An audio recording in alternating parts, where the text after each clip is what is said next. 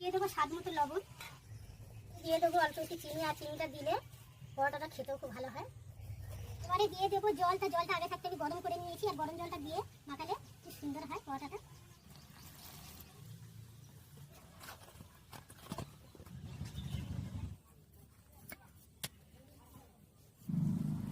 সাইডে একটু রেখে দিতে হবে,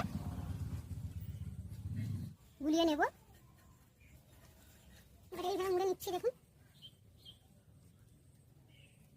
নিচে দিয়ে দিচ্ছি, দিয়ে হাত দিয়ে দিয়ে চেপে চেপে নিচ্ছি। এটা আমি বেলবো না, দেখুন কত সুন্দর হয়ে গেছে এপার ওপার।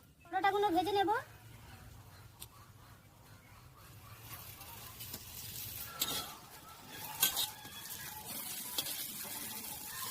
পরোটাগুলো ভাজা হয়ে গেছে, পরোটাগুলো তুলে নেব।